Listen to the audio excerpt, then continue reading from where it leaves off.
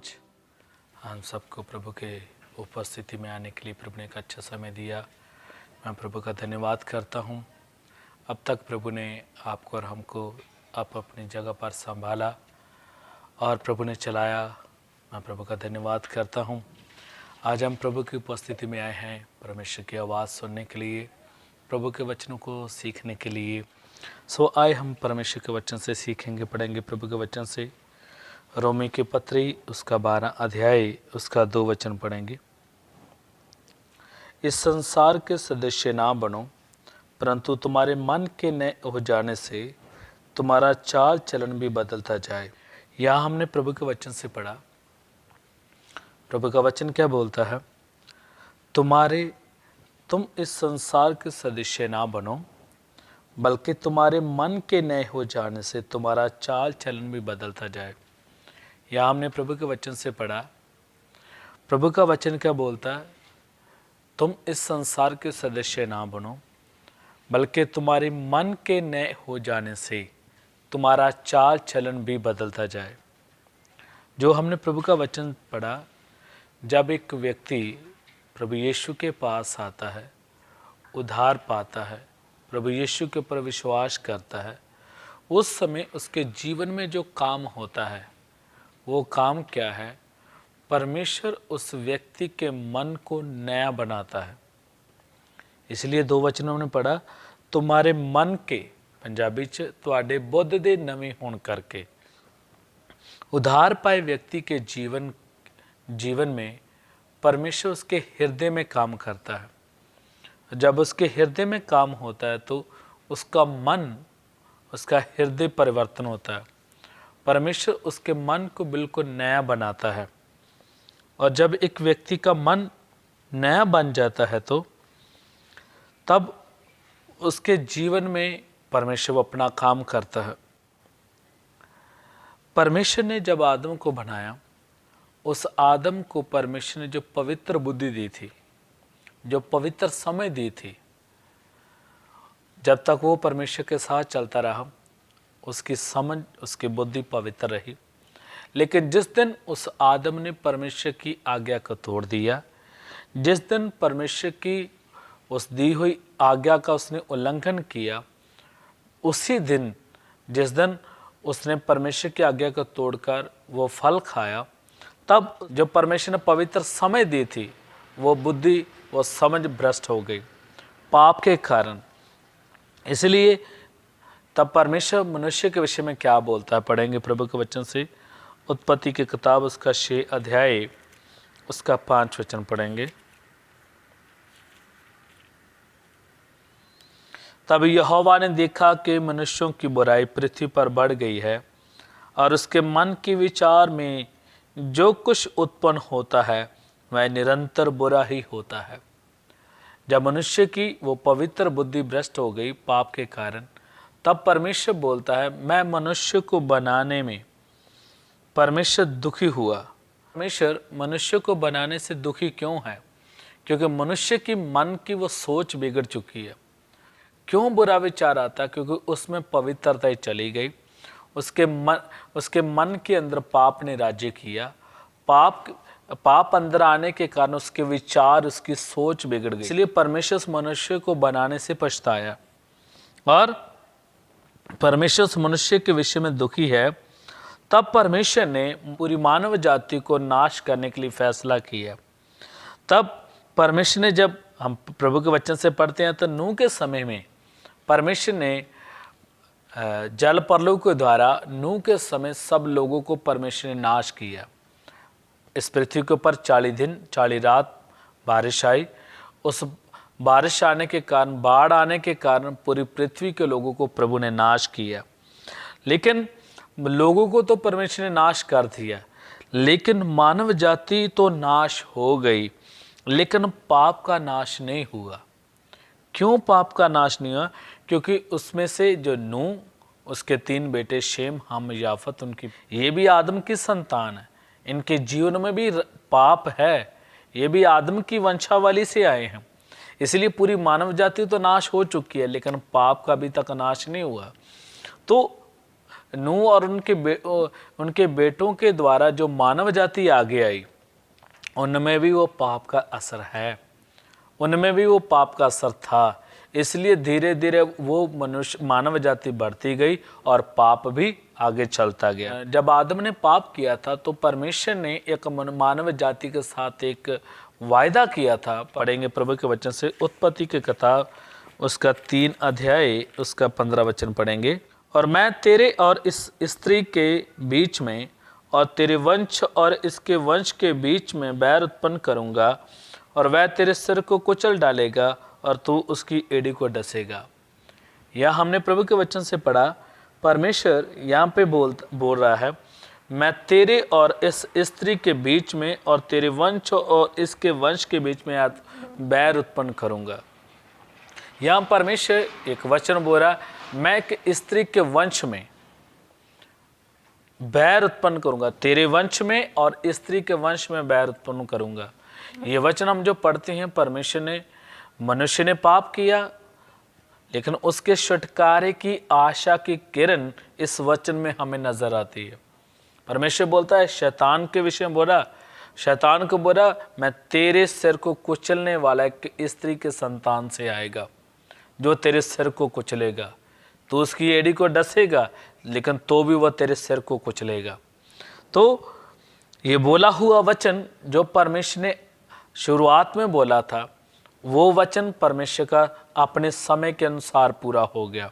जब हम प्रभु के वचन से पढ़ते हैं, गलाती की पत्री उसका 4 अध्याय उसका 4 वचन में पढ़ते हैं, तो समय पूरा हुआ तो परमेश्वर ने अपने पुत्र को भेजा जो स्त्री से जन्मा और व्यवस्था के अधीन उत्पन्न हुआ। जब हमने प्रभु के वचन से पढ़ा, यहाँ लिखा, जब समय पूरा हुआ तब परमेश्वर ने अपने पुत्र को इस संसार में भेजा जो स्त्री से जन्मा। हमने प्रभु का समय पूरा हुआ, अपने समय के अनुसार परमेश्वर ने अपने पुत्र को इस संसार में भेजा। प्रभु यीशु मसीह इस संसार में आया, तब उसका नाम रखा गया प्रभु यीशु मसीह। प्रभु के नाम का अर्थ क्या है? मालिक। यीशु के नाम का अर्थ क्या है? पाप से छुटकारा देने वाला। मसीह के नाम का अर्थ क्या है? परमेश्वर का अभिषिक्त मसा किया हुआ। तो जब प्रभु यीशु मसीह इस संसार में आया, उसके आने का मुख्य उद्देश्य क्या था? मानव जाति को नाश नहीं किया, बल्कि यीशु के आने का उद्देश्य क्या था? मनुष्य जिस शक्ति का गुलाम था, जिस पाप की ताकत का वह गुलाम था। पाप असल में है क्या? हर मनुष्य को पाप के इस शब्द का ज्ञान तो है, लेकिन पाप क्या है? व्हाट इज अ सिन? पाप एक शक्ति है, पाप एक ताकत है जो मनुष्य के जीवन को अपने वश में करके उसको गुलाम बनाती है। प्रभु यीशु मसीह ने उस मनुष्य को पाप की शक्ति से आजाद कराने के लिए वो प्रभु यीशु मसीह संसार में आया। उसने बड़े बड़े अद्भुत काम किए, लेकिन जो मुख्य काम क्या है? ये जो मनुष्य पाप का गुलाम है, जिसकी बुद्धि भ्रष्ट हो चुकी है, जिसके मन में पाप ने अपना राज्य कायम किया है, जिसके जीवन में जो विचार आता है ये बुरा ही उत्पन्न होता है। जो मनुष्य अपने जीवन में अच्छा तो करना चाहता है लेकिन अच्छा नहीं कर पाता। ये मनुष्य मालूम है कि जिस मार्ग में मैं जा रहा हूँ मेरे लिए गलत है, तो भी उस मार्ग में जाता है। तो उस शक्ति से, उस पाप की दलदल से, उस पाप के बंधन से छुड़ाने के लिए ही प्रभु यीशु मसीह इस संसार में आया। वचन से पहला यूहन्ना की पत्री उसका 3 अध्याय उसका 8 वचन, जो कोई पाप करता है वह शैतान की ओर से है, क्योंकि शैतान आरंभ से पाप करता है। परमेश्वर का पुत्र इसलिए प्रकट हुआ कि शैतान के कामों को नाश करे। प्रभु यीशु मसीह संसार में क्यों आया? शैतान के कामों को नाश करने के लिए। तब प्रभु यीशु मसीह वो समा वो जो उसके लिए ठहराया गया था, क्रूस के ऊपर वो लटकते समय उसने वो पाप की कीमत हमारे लिए चुका दी। वो जो क्रूस के ऊपर लटक रहा, प्रभु यीशु मसीह क्यों लटक रहा? वो क्रूस पर क्यों चढ़ा? हमें पाप से छुटकारा देने के लिए। क्योंकि हम वचन से पढ़ते हैं, आदम को परमेश्वर जब अदन की वाटिका से बाहर निकाला, उस समय परमेश्वर ने उस अदन की वाटिका में कुरूबों को खड़ा किया हाथ में तलवार देकर, ताकि कोई जीवन के वृक्ष को दोबारा ना खा सके। उस जीवन का जो फल है उसको कोई हासिल ना कर ले, इसलिए कुरूबों को हाथ में तलवार देकर खड़ा किया। तो हम जब वचन की गहराई को समझते हैं, प्रभु यीशु मसीह जो क्रूस के ऊपर वो कीमत दे रहा, क्रूस के ऊपर प्रभु यीशु मसीह पूरा जो दुख उठा रहा, वो क्या है? जो वो तलवार कुरूबों के हाथ में थी, जीवन को उस वृक्ष को हाथ उस फल को लेने के लिए, वो तलवार सब प्रभु यीशु के ऊपर चली। वो पूरा कष्ट प्रभु यीशु ने अपने पर उठाया और पूरा कष्ट उठाकर वो उसने उस जीवन के वृक्ष को हासिल करके हमारे लिए वो मार्ग खोल दिया। हमें वो जीवन का, अनंत जीवन का अधिकारी, उसका वारिस बनाया। और हमारे लिए जो वो रास्ता खुला वो है मुक्ति का मार्ग, उद्धार का रास्ता। सो जब हमने प्रभु यीशु के ऊपर विश्वास किया, हमारा धर्म परिवर्तन नहीं हुआ, हमारा नाम परिवर्तन हुआ, बल्कि हमारा मन बिल्कुल प्रभु ने नया कर दिया, हमारी बुद्धि प्रभु ने नई कर दी, हमारी सोच को प्रभु ने बदल दिया। प्रभु यीशु के ऊपर विश्वास करने के द्वारा हम एक नई सृष्टि बन चुके हैं। प्रभु के वचन से पढ़ते हैं तो दूसरा कुरिन्थी 5:17 वचन पढ़ेंगे। इसलिए यदि कोई मसीह में है तो वह नई सृष्टि है, पुरानी बातें बीत गई, देखो सब बातें नई हो गई। क्या बोलता है? यदि कोई मसीह में है तो वह नई सृष्टि है, पुरानी बातें बीत गई, वो सब कुछ नया हो गया। हमारी बुद्धि नई होने का मतलब हमें नई सृष्टि प्रभु ने बना दिया। जब हम नई सृष्टि बन जाते हैं, हमें उद्धार मिल जाता है, तब हमारी सोच बदल जाती है। ये हमारी समझ, हमारी बुद्धि वो पुरानी बुद्धि नहीं रहती, बल्कि समझ बुद्धि बिल्कुल प्रभु नहीं कर देता है। ये नई बुद्धि मिलने के बाद हमारा चाल चलन, हमारा उठना बैठना बदल जाता है। वो बदला हुआ चाल चलन लोगों के सामने फिर नजर आता है। लोग भी हैरान होते हैं, ये कैसे बदल गया, इसको किसने बदला? तब हमें लोगों के सामने गवाही देने के लिए प्रभु खड़ा करता है। तब हमारा बदला हुआ जीवन ही लोगों के सामने का असली गवाही है। प्रभु के वचन में पढ़ते हैं, जैसे सामरी औरत के जीवन को प्रभु ने बदल दिया, जैसे जक्की के जीवन को प्रभु ने बदल दिया, वो पापन औरत जो यीशु मसीह के पास है उसके जीवन को प्रभु ने बदल दिया, उनके जीवन को प्रभु ने नई सृष्टि बना दिया। हाँ, इसलिए हम प्रभु के वचन से पढ़ते हैं तो पहला पत्रस 4:2 वचन, ताकि भविष्य में अपना शेष शारीरिक जीवन मनुष्यों की अभिलाषाओं के अनुसार नहीं, वरन परमेश्वर की इच्छा के अनुसार व्यतीत करें, क्योंकि अन्य जातियों की इच्छा के अनुसार काम करते और लुचपन की बुरी अभिलाषाओं, मतवालापन, लीला कीड़ा, प्यक्कड़पन और घृणित मूर्ति पूजा में जहाँ तक हमने पहले समय गवाया वही बहुत हुआ। इससे वह अचंभा करते हैं कि तुम ऐसे भारी लुचपन में उनका साथ नहीं देते, इसलिए वह बुरा भला कहते हैं। हमने अपना पुराना जीवन अपनी अभिलाषा में बहुत व्यतीत किया। ये जो हमने वचन में पढ़ा, ये सब बुरे आदतें, बुरे काम हमारे जीवन में थे। हमने अपना पुराना जीवन अपने परमेश्वर की इच्छा के अनुसार नहीं, बल्कि हमने अपनी अभिलाषाओं के अनुसार हमने समय व्यतीत किया। इन अभिलाषाओं में हम चलते थे, इसीलिए अब ये लोग अचंभा मानते हैं। हमारे जीवन को देखकर लोग हैरान होते हैं।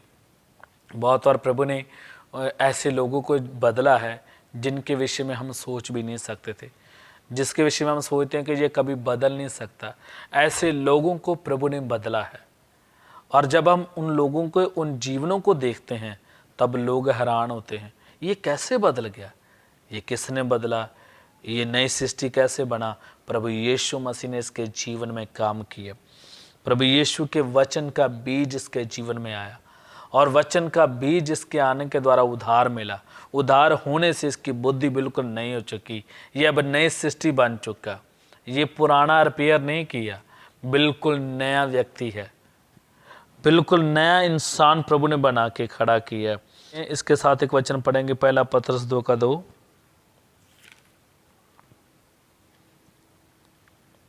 नए जन्मे हुए बच्चों के समान निर्मल और आत्मिक दूध की लालसा करो।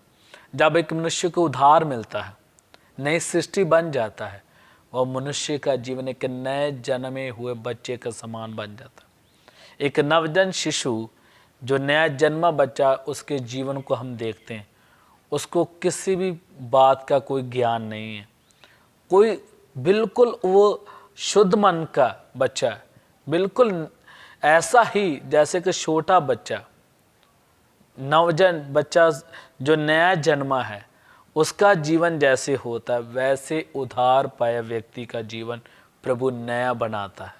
इसलिए वचन में लिखा, तुम नए जन्मे हुए बच्चों के समान। वचन में क्या लिखा? तुम नए जन्मे हुए बच्चों के समान। हम नए जन्मे बच्चों के समान हमने अपने जीवन में अनुभव करना। नई सृष्टि नए जन्मे बच्चे के समान होता है। ये पुराना नहीं है, बिल्कुल नया है। नया जन्मे हुए बच्चे के समान इसका स्वभाव है। तब ये पाप से नफरत करता है। अब ये पाप में चलने के लिए इसको मन नहीं है। अब इसका पाप, जिस पाप में ये पहले खेलता था, अब इसको उस पाप के प्रति नफरत है। जिस पाप में इसको आनंद आता था, जिस पाप के लिए ये भागता था, अब ये उस पाप से नफरत करता है। अब इसको पवित्रता में चलना अच्छा लगता है। अब इस व्यक्ति के जीवन में गंदगी इसका मन शुद्ध है, क्योंकि इसके स्वभाव में हमें परमेश्वर का स्वभाव प्रकट होता नजर आता है। परमेश्वर का स्वभाव इसमें अपने आप क्यों प्रकट हो रहा है? बोलने से स्वभाव नहीं आता। किसी को बोलते परमेश्वर के स्वभाव में बन जा, नहीं बनेगा। परमेश्वर का स्वभाव किस व्यक्ति में नजर आता है? जिस व्यक्ति के हृदय में, जिसके मन में परमेश्वर के वचन का बीज है। जिसके हृदय में परमेश्वर का वचन का बीज नहीं आता, उसके जीवन में परमेश्वर का स्वभाव कभी प्रकट हो नहीं सकता। कितनी बार हम किसी को बोलते हैं तू पवित्र चल, तू पवित्र बन जा। हम मनुष्य को बोलते हैं तू सुधर जा, तू ये कर वो कर, बहुत बातें बोलते हैं, झगड़ा करते हैं, प्यार से समझाते हैं, लेकिन नहीं होगा। चाहे हम कितना भी कोशिश करें, कैसे होगा? जब उस मनुष्य के हृदय में जब तक परमेश्वर के वचन का बीज नहीं आता। जब वचन का बीज आ जाएगा, अपने आप उसके जीवन से परमेश्वर का स्वभाव प्रकट होना नजर आएगा। तब अपने आप वो व्यक्ति आत्मिक जीवन में उन्नति पा रहा है, अपने आप वो व्यक्ति आत्मिक जीवन में बढ़ रहा है। अब उसको प्रार्थना करने के लिए मन आएगा, अब ये वचन पढ़ने के लिए खुद मन बनाएगा, अब ये वचन सीखने के लिए भागेगा, अब ये परमेश्वर की इच्छा के अनुसार चलने के लिए अपने आप को तैयार करेगा। अब इसका मन पृथ्वी की बातों में नहीं लगेगा, अब ये संसार के लोगों के समान नहीं चलेगा। अब ये अपने जीवन को प्रभु के लिए तैयार करने के लिए एक अपने आप को प्रतिदिन तैयार करा। इससे हमें वो स्पष्ट होता है, इस व्यक्ति के जीवन में प्रभु का काम हुआ, इसके हृदय में प्रभु का वचन का बीज आया, इसलिए इसकी सोच बदल गई। बहुत ऐसे मसीह लोग भी, ऐसे लोग हैं जो बोलते मैंने उद्धार पाया, ऐसे लोग हैं जो बोलते मैंने उद्धार पाया, मैं मुक्ति पाई है, लेकिन उनके जीवन में परिवर्तन नहीं है, उनके चाल चलन में कोई परिवर्तन नहीं है। वो ऐसे लोग हैं जिनके जीवन में वचन का बीज नहीं है, बल्कि उनकी बुद्धि को थोड़ा समय के लिए पॉलिश हुआ है। परमेश्वर किसी की बुद्धि को पॉलिश नहीं करता कि थोड़े समय के लिए चमके, लेकिन बहुत लोग हैं जिन्होंने थोड़ा सा नया नया प्रभु में आए, थोड़ा सा बाइबल पढ़ा, प्रार्थना की, संगति की, वचन सुना, थोड़ा सा बुद्धि पॉलिश हो जाती है, लेकिन नई नहीं बनी। जैसे हम देखते हैं किसी वस्तु को हम देखते उसको पॉलिश कर देते, तो उसकी चमक देखने से नया लगता है, लेकिन थोड़े के दिनों के बाद वो पॉलिश निकल जाएगी और उसकी असलियत बाहर आ जाएगी। बहुत लोग अपनी बुद्धि को थोड़ा सा अंदर से नहीं बदले, लेकिन ऊपर ऊपर पॉलिश करके रखते हैं। देखने वाले व्यक्ति को नया नया लगेगा, बहुत बदला, बहुत आत्मिक है, लेकिन धीरे धीरे जब वो चलेगा तो मालूम होगा उसका असली रंग ये है। ये इसकी सिर्फ बुद्धि अभी तक पॉलिश हुई थी, नई नहीं है। नई चीज और पॉलिश हुई में कब मालूम चलता? कुछ समय के बाद। इसलिए प्रभु किसी की बुद्धि को पॉलिश नहीं करता, बल्कि वो बुद्धि को नया जिसके हृदय में वचन आता वो उसकी बुद्धि पॉलिश नहीं होती, बल्कि उसकी समझ बिल्कुल नहीं होती है। लेकिन जिसके हृदय में वचन का बीज नहीं आया, वो थोड़े समय के लिए जाकर अपने आप को दिखावटी भक्ति करता है, दिखाता है कि मैं बहुत भक्ति करने वाला हूँ, मेरा जीवन बदल गया। उसका जीवन है अंदर वचन का बीज नहीं है, बल्कि वो उसकी दिखावटी भक्ति का मतलब उसकी बुद्धि को अपने आप उसने क्या कर लिया? पॉलिश करके रखा। वो पॉलिश हुई बुद्धि ज़्यादा दिन नहीं चलेगी। जब किसी ने एकदम में कोई ऐसी बात बोली, मान लो मैंने उधार पाया, मैं प्रभु में चाह रहा हूँ, मुझे किसी ने आकर गाली दी, अगर सचमुच वचन का बीज मेरे अंदर, तो मेरे अंदर वो सहने की शक्ति होगी, प्रभु का स्वभाव मेरे अंदर आएगा। अगर मेरे अंदर वचन का बीज नहीं है तो वो गाली सुनते समय वो एक बोलेगा, मैं 10 बोलूँगा। उससे समझ लेना इसके अंदर वचन का बीज नहीं था, ये तो सिर्फ अपने आप अपनी बुद्धि को पॉलिश करके लेके जा रहा था। शादी में मैं गया, पहले मैं बहुत दारू पीता था, बड़े डीजे पर डांस करता था, अब दारू को देखकर मुझे अच्छा नहीं लगता। अगर वचन का बीज मेरे अंदर आया तो दारू मेरे सामने मुझे कोई घबराहट नहीं होगी, कोई देखकर मेरा मन खराब नहीं होगा। डीजे लगे, डांस होता रहे, मैं अपने एक साइड में चलूँगा। अगर मैं उसको देखकर दारू भी पी रहा हूँ, डांस भी कर रहा हूँ, लेकिन बाद में आकर बोलेंगे देखा जाएगा क्या होगा, माफ़ी मांग लेंगे, उसका मतलब क्या है? मेरे जीवन में वचन का बीज नहीं था।